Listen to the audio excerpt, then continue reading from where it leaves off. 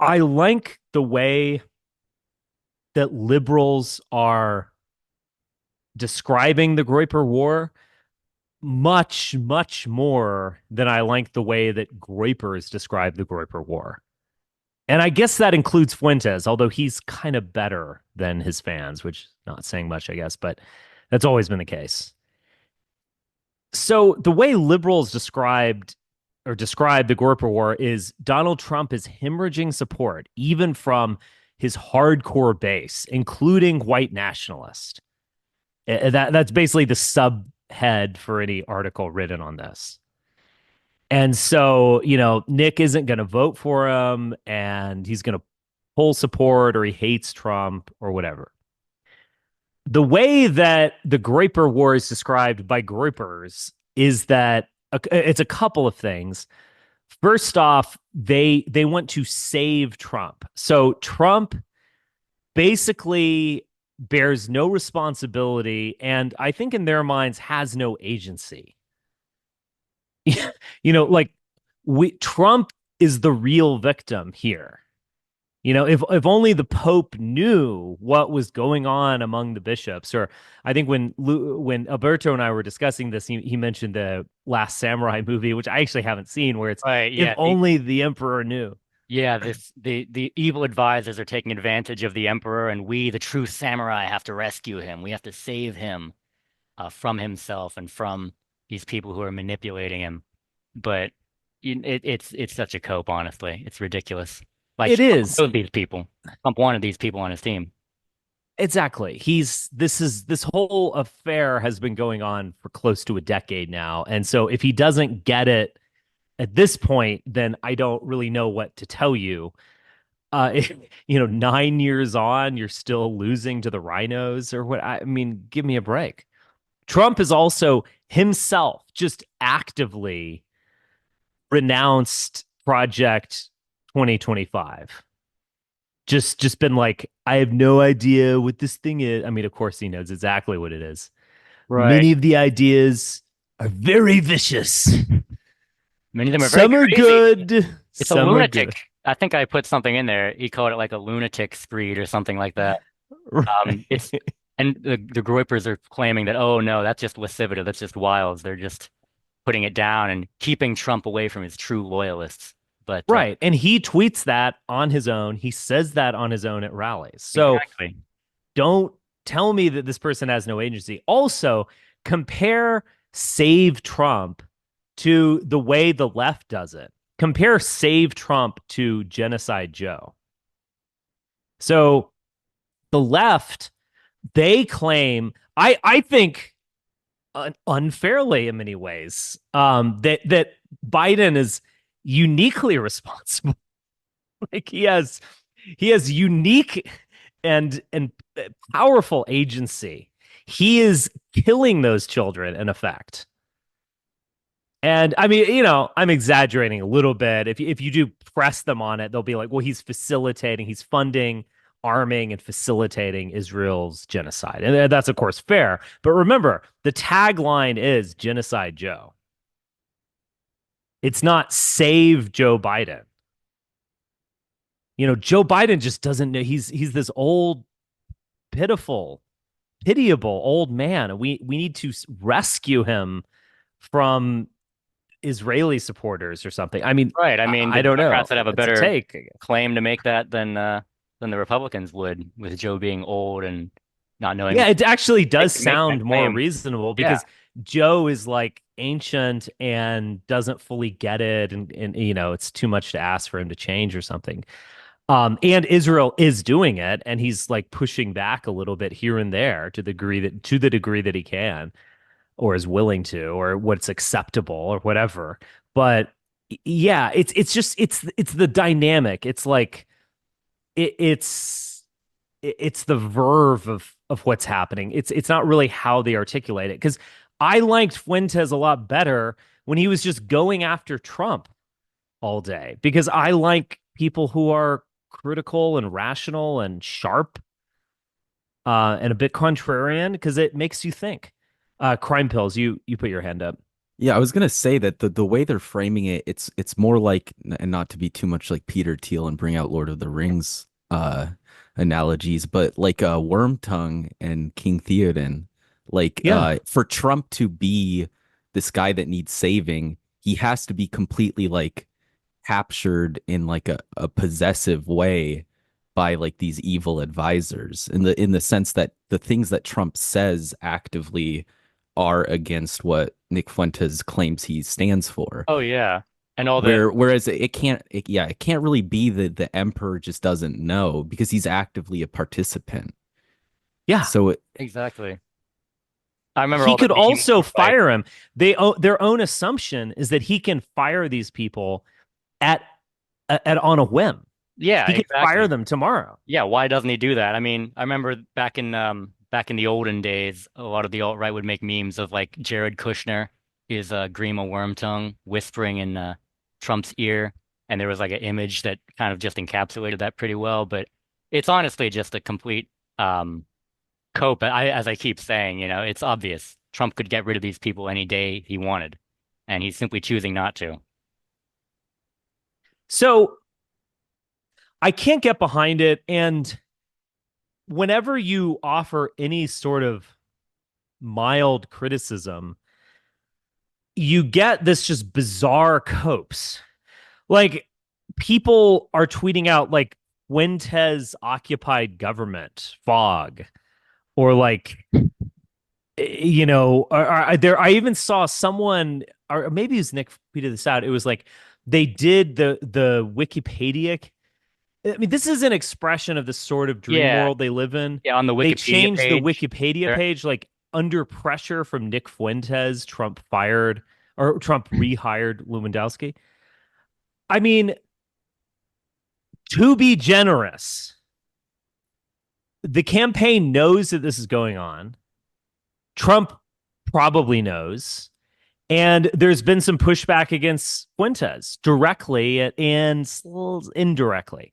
So Vance was asked about this on one of the Sunday shows, and he just called them out, said they're losers. We have nothing in common with them. Bye bye. Tucker, Sub Rosa kind of indicated that he was talking about Nick Fuentes. We might even want to play that clip at some point because I'm wondering if they're just going to Ray Epps Nick Fuentes at some point. And Tucker and Darren Beatty are certainly good at that and just endlessly talk about why has Fuentes not been arrested? He's the real instigator, which would ironically make liberals sympathetic towards Fuentes, but we'll see. Maybe that's a bridge too far. Ray Epps is so dumb that you can just kind of assume that he has no idea what's going on. But so are they caving to pressure?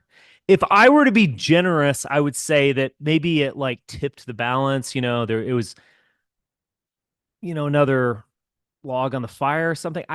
But that's to be honest, being generous. And Laura Loomer is firing back and basically saying this was talked about in May, and I know that for a fact. Now, is Laura Loomer exaggerating or lying? Who knows? But being generous, that's kind of all I'll give him. And what you get from this media frenzy of 48 hours is this dumb guy who worked for Bibi Netanyahu for a time. And the delusion that they have really does just, I find it offensive. Like, I guess the way I think I mentioned this before, like it's like watching a movie with the sound off and then you can write the script. So it's like your dialogue and your storyline fit the action on the screen. So, it's not Luke Skywalker blowing up the Death Star. It's like Nick Fuentes blowing up Las Civitas headquarters or something. It's fun, but it's also just delusional. Very similar to QAnon. Much smaller than QAnon, but very similar to QAnon. I guess it's QAnon in the sense that it's trust the plan, which is Nick has the plan. Jonathan, you raise your hand, then I'll go back to crime pills. Sure, yeah. So, in my opinion, this kind of goes back to the whole, just the failure of, the weird thing about the Groypers and Nick Fuentes is that in a way they've succeeded, but they failed at doing what Nick set out to do, which was basically to infiltrate the Republican Party. If you look at things like AFPAC, he was able to get Marjorie Taylor Greene and Paul Gosar, but then they had to come out and denounce him. And arguably, the only reason they showed up is because they figured that they might get some donations out of it. And, it's kind of, I mean, the problem with that strategy of entryism, um, Nick Fuentes is obviously not the first person in history to try this strategy, is that generally speaking, the top level of the organization, like Donald Trump and the people around him, know what Nick Fuentes is doing. And, the top levels of organizations know what these entryist groups are doing. And so they don't trust them. And they know that, and basically, if they interact with these entryist groups at all, it's only, in a very limited way, in a way which benefits the larger organization. So, and I mean, Nick Fuentes has managed to get a lot of people interested in his show, but in terms of actually infiltrating the Republican Party, I think that this is just another kind of another example of that failed strategy, basically. And I think that the way that the far left, for example, there were a lot of socialist entryist groups that would try to infiltrate moderate social democratic parties, like the Yeah. militant tendency in the UK tried to infiltrate the Labour Party, and it doesn't work. The only thing that works is influencing the ideological center or the ideological foundation of these parties. So it's really meta politics is the way to go. It's not organizational. Any kind of organizational strategy to enter these parties is going to fail. I of course agree, and I would add to that two things. I slightly disagree with one thing you said, which is that they've been unsuccessful in entering. I think they have been successful in entering. I think there are a number of outright Groypers, or maybe people who are aware of Nick or think Nick's cool or whatever, that work as stormtroopers basically for the GOP. The problem with that is, what is that worth at the end of the day? I mean, I remember this is going back years. This must be like 12 years ago.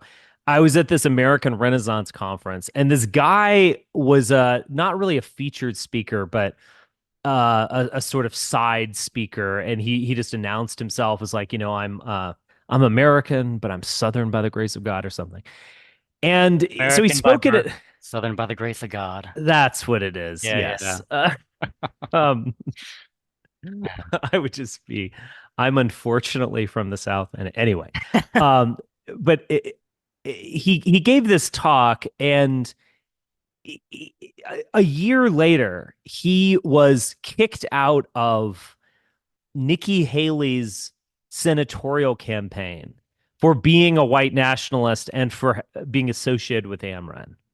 So I don't know what is worse, like being fired for PC reasons or actually working for the Nikki Haley campaign, or even worse, being a white nationalist while working for the Nikki Haley campaign.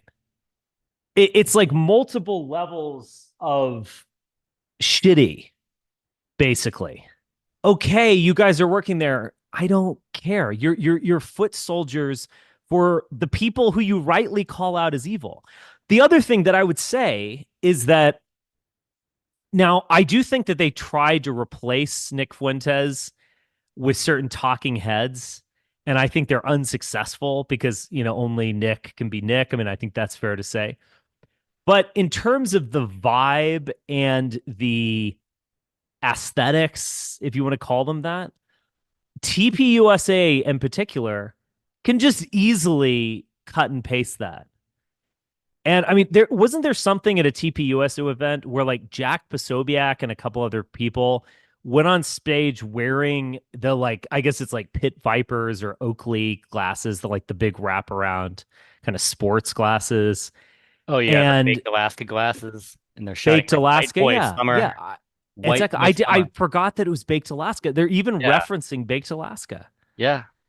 and they're White Boy Summer, and they're like playing 80s music and just acting like Chads or whatever. Well, okay, great. It's like that they are stealing your thunder, but it's kind of an easy thunder to steal. I just I this whole infiltration, like, unless you infiltrate at the top, it's not it is sort of pointless. Like, all you're doing is acting on their behalf. And then another thing that I would say about this is that, to what degree does Nick Fuentes disagree with the Republican Party ideologically? Because now look, I know he does. Like, or it seems like he does. Like, you can certainly find statements where he has been anti-libertarian or anti free markets, or at least anti-global free markets, protectionism, like that. That is a difference, at least historically. Um, I could go on, but I think when you're doing the optics war as they did a number of years ago, and when I listened to Fuentes on a space, granted it was just for like 15 or 20 minutes, but I heard a lot of the optics war stuff. And it was like, we're not going to come out against them talking about the Jays, but instead we're going to be like, we don't want World War III. We don't want war with Iran or something. So they're already kind of like not cutting to the chase. And they're already saying something where there's no real difference in ideology between the Groypers and the Republicans. Like, Yeah, they're already basically saying, we're conservatives too, bro. I would agree with that. In fact, I think that the fact that there is no difference, or the difference is kind of slight and it's mostly, merely rhetorical, between Nick Fuentes and the Republican Party, I think is another sign of the kind of it's a sign of the fact that Nick Fuentes' original strategy has kind of run its course. And in my opinion, that the Groypers perhaps should reconsider their strategy, because one of the things that Nick did was, and I think part of the reason why he was more successful than other young people involved with other organizations like Identity Europa, was that he basically, instead of having a pure identitarian message, it became like paleo conservatism, Right. where you could have, where anybody can be an American, and you can be like equal, like there's no difference between a black American, an Asian American, a white American, whatever, but we need to have a white supermajority. So like basically the racial identity, if you like, of the nation only matters in terms of its immigration policy. And the thing is that, first of all, that's disingenuous. I don't know what Nick thinks, but I kind of doubt that he thinks that identity can be subsumed that easily. Second of all, it's kind of the coward's way out. You're not grasping the nettle if you sort of merely go the paleo conservative route. And LBJ had a white supermajority. yeah, LBJ had a white supermajority. It's just, you're just gonna, the problem, and it's not even, I mean, even in a state like Israel, where, there is formal equality between Jews and Arabs, in the sense that Arabs have citizenship. Um, there needs to be distinctions in de facto, even if they may not exist de jure. Um, because, I mean, Arabs in Israel effectively don't have the same rights as citizens as Jews do. I agree with Jonathan in the sense that um, Nick is, I think, in his core, an identitarian. I don't think that he is merely just a paleo conservative. I think he puts on a sort of optical mask to play to a larger audience, or, not alienate himself completely from the rest of mainstream conservatism. Because I think what you were saying earlier, Richard, is correct in this, that uh, kind of further right conservative, kind of maybe a little bit paleo, could watch Nick and like grab onto things to agree with. But I think the thing that I wanted to bring up is I this might be giving him too much credit, but I watched Nick's show, on 2x speed, thank God. But the things he was saying critical of Trump prior to declaring the Groyper War, I don't think he really wants to save Trump. Like I think the charitable view would be he's framing this, all out assault as like save Trump to merely to give himself some leeway from criticism, especially from a large portion of his audience that are, dyed in the wool, Trumpians. And then I think also there's probably a cynical aspect where it's just this is a great way to get publicity. It's a great way to blow up on social media, have people talk about you, and just build a larger audience in the sphere of influence. And so that's the kind of cynical aspect of it. I agree. I mean, I felt that there was serious criticism of Trump coming from Nick where you don't really back down from that. You might even vote for him or whatever. I mean, I'm not going to vote for Trump, but I could see someone doing that, but you're still like fully aware of who he is. But instead you reframe it in this way. And I mean, to give almost Nick credit, does he even believe in this? That he's saving Trump? I mean, it's definitely worth asking. I saw someone mention this. It was one of Nick's critics, so take it with a grain of salt. But it was like if Trump loses, then Nick can declare victory. He was like, "See, he should have listened to me. We're the future, or whatever." And if Trump wins, then he can also say, "See, he listened to me." So that's why he won. Heads I win, tails you lose. And that also, like, I don't know, I see through stuff like that. Let's actually watch this video because I thought this was actually pretty good. Dare I say it? I am declaring a new Groyper war against the Trump campaign until we can figure out what the hell is going on. I'm declaring a new Groyper war. You have alienated us. You have ignored us. You don't listen to our concerns. We have been left behind. The Trump movement and the GOP have moved on without us. It serves Israel and corporations and immigrants, but it doesn't serve Native Americans. What about Native Americans? What about Americans? What about young white men? And others too. But what about us? Charlie Kirk is to the right of Trump on immigration. That's unacceptable. So I think it's time for another Groyper war. We're bigger, better, stronger than ever. I'm on Twitter. I'm on Rumble. This is a big live stream every night. We have allies. So I think it's time to up the ante a little bit. Joker 2 is premiering in October. Joker 2. That was his true. It's based on the Joker set. Yeah. His, yeah, it does. It does look a lot like that. Although it's based on the Robert De Niro character who gets shot in the head. Yeah, yeah. Maybe you should rethink that. I think it's time for Groyper War 2. And this time, we're going all out. Justice once. And we will bring the energy. It's just a question of whether they want to get on board or get out of the way. That's the question. But we will bring, the Groypers will bring the energy. Memes, edits, replies, trolls. Okay. Really hamming it up. Get with us or get the fuck out of the way. Groyper War 2 coming soon. Okay. Didn't he say at one point we're going to go to Michigan? Yeah, yeah. I'm bringing the Groypers. Yeah, yeah. He said he'd bring the Groypers to Michigan and he'd somehow manage to get people to vote for Kamala.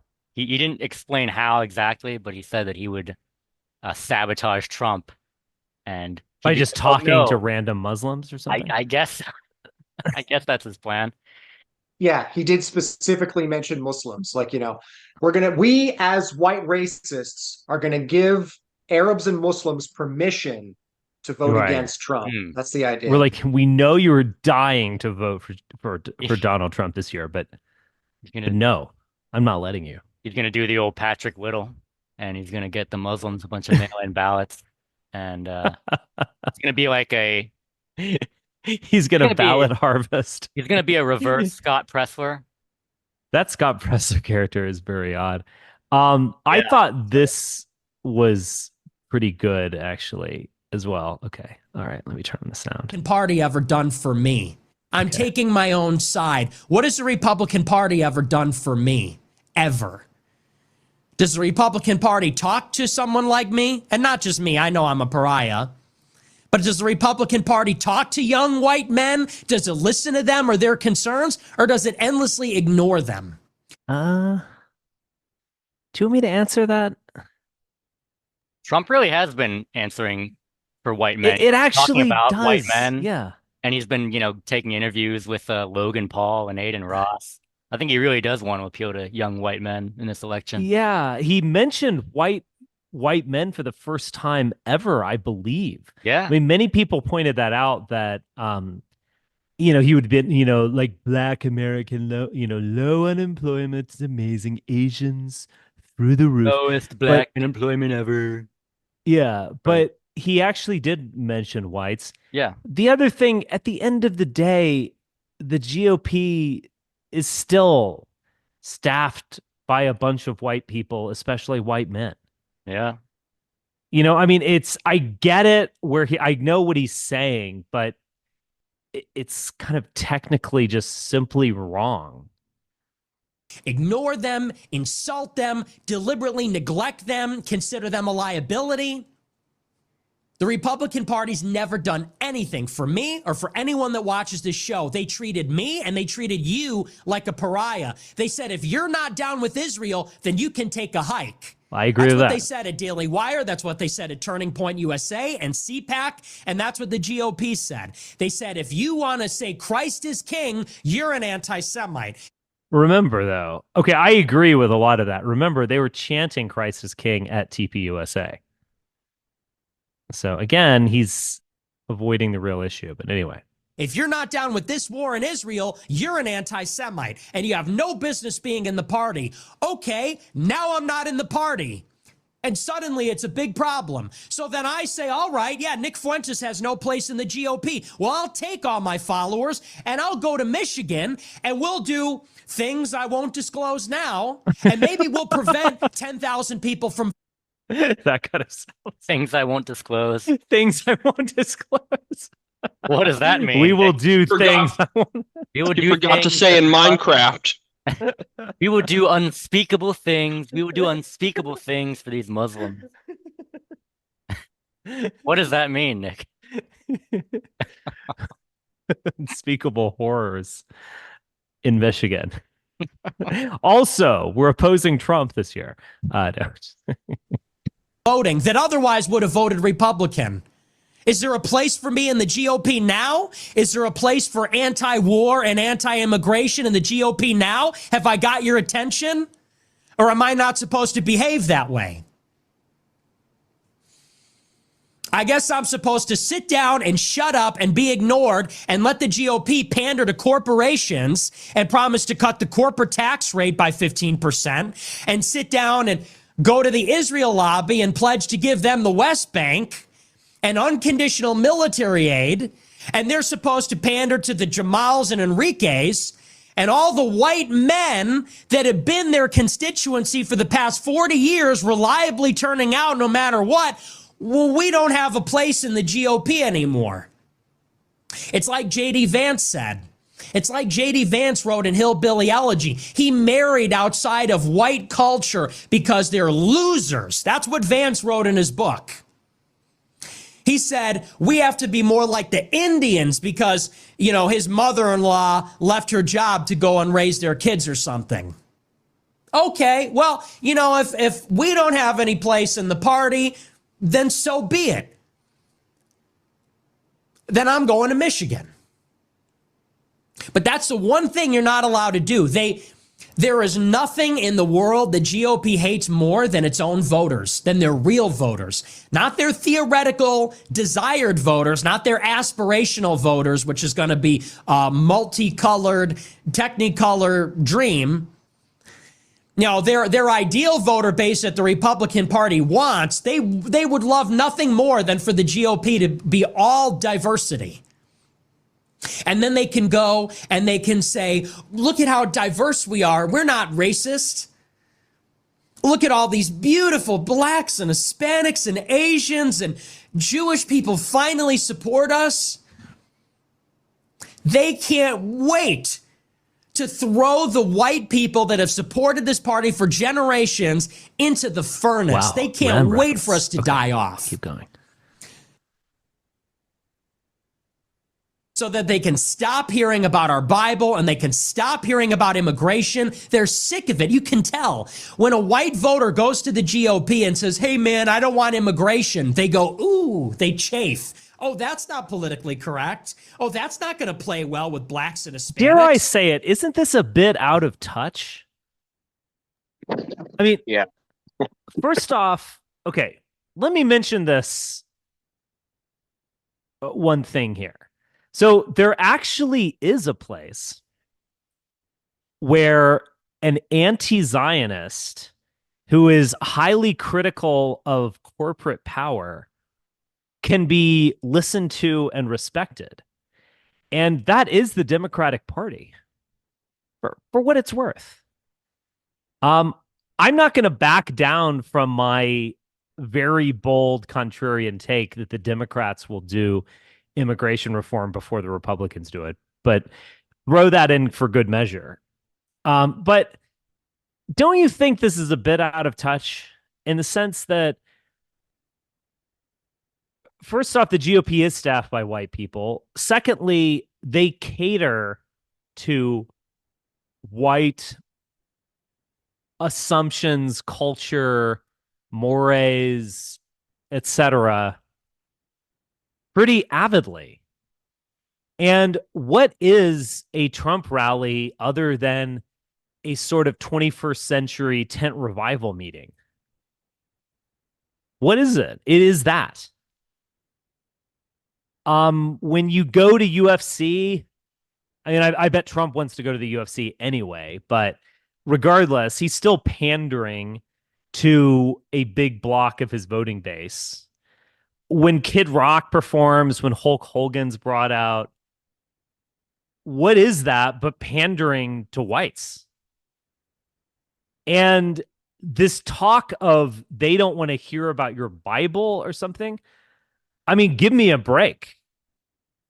The religious right has been joined at the hip to the GOP since, I guess, post Jimmy Carter. I that is like, since I was born, effectively, the religious right has been joined at the hip. And I get it, that whole weird, like, Mara guru or whatever the hell. That was pretty shocking. Even that was even shocking for me, where it's like, oh my God, these white Protestants are bowing their head in prayer to an Indian deity. I mean, that I found that shocking. I will grant him that. But at the end of the day, it's a white Christian party. And to the degree that they love minorities, they love minorities who are white. In other words, they like the black guy who's wearing, like a American flag t-shirt and is super into guns and is your token black friend if you live in Fort Worth, Texas. Yeah. He's like one of the cool ones. He has a white name. He's he doesn't have he's not into BLM or whatever.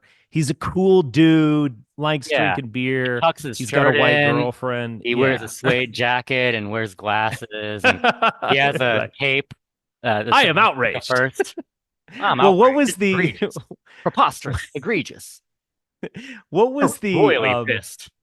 I'm pissed. royally pissed. What was the? I'm sure we played this multiple times. Key and Peele, Key and when they Peele, had the yeah, yeah. meeting of the Black Black Republicans. Republicans. Excuse me, your white wife is waiting outside. Oh, hold on. They all they were all wearing like kind of mom jeans with a suede jacket, Oh like yeah. glasses. We've got a guy who's a little out there. He's a little different. He's a Yeah. little off the cuff.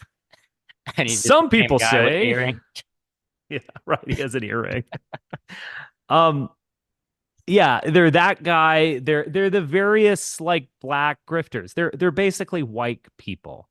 And I'm not even saying that as a criticism. I'm just saying that.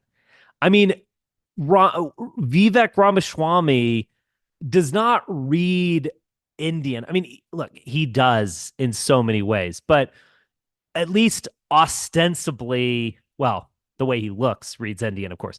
You know what I mean? Superficially is the way that I should say it. He reads as white, and he is unquestionably pandering to white people in everything that he says. He's not pandering to Indians. That's for damn sure. So If he was I appealing to just, Indians, he would talk about Vishnu. He wouldn't talk about how we all believe in God is the real. same Yeah. God. It's all this kind of Guénon-esque, all religion is equivalent kind Yeah. of stuff. Yeah. I think Nick is just out of touch. This is a convenient way of framing the Republican Party, and it's just simply incorrect. And Nikki Haley, she is not pandering to fellow Sikhs. I believe she's a Sikh. She's pandering to Southern Protestants. So don't give me this stuff that like they hate you or something. I mean, I'll grant you that weird religious ceremony. I'll grant it. But overall, it's just simply out of touch, or it's a convenient way of framing things. Yeah, just I find it interesting with Nick and his kind of disposition with the GOP. I mean, you can tell that he's pretty upset that he feels rejected by the GOP. But and I talked about this last week where I had a buddy who I was really good friends with who it's like a very similar disposition, and you'll meet people like this too, where it's like they have these fairly pretty radical ideas, but they don't want to start a third party. They don't want to do their own thing. They want to embed within the GOP. Like I find that like it's like an interesting kind of what is like radical moderate instinct or something like that. And then you'll get groups like Patriot Friendly. We've talked about them before. How if you kind of dig a little deeper, it's like fairly milquetoast stuff. I mean, yeah, they want families, and I guess they want a white state, but it's like you can also find a white state in like northern Maine or something like that. It's and like whereas like Fuentes wants like a Catholic theological government, right? So it's in many ways more radical than even being a white nationalist, but yet he wants to desperately embed himself within GOP politics. I find that to be an interesting instinct that he possesses and people adjacent to him possess. Yeah. I mean, he was going in a very different direction as of 6 months ago, where it was about Christian nationalism or Catholic monarchy or something. Again, that's, you could say LARPy or unrealistic or ridiculous, you could even say, but I don't know. At least it's like not self-contradictory. I mean, don't you think that in a way Nick Fuentes is just doing something just to do something? Except, ultimately it's going to be more impactful than, what PF is doing with Tiny Tom's, grandiose speeches that Yeah. no one's going to hear except his little army. But, Nick Fuentes is probably going to have more of an impact, and Yeah. he's been critical of Trump, and it's a way of I'm going to rally behind something, not just to have a rally about how great he is, because he's a down to earth guy. He does live streaming where you can hear what he has to say. He doesn't waste the energy of the old NSM style march. Right. No, I think that's true. This, I mean, to be fair here, this will have a hell of a lot more impact, already has had a hell of a lot more impact than a PF rally where you just say, we're taking our country back. There's no question.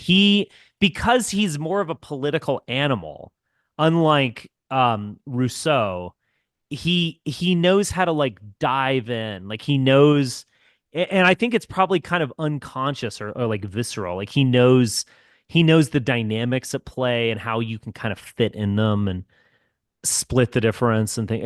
Yeah, I agree. I will definitely give him that.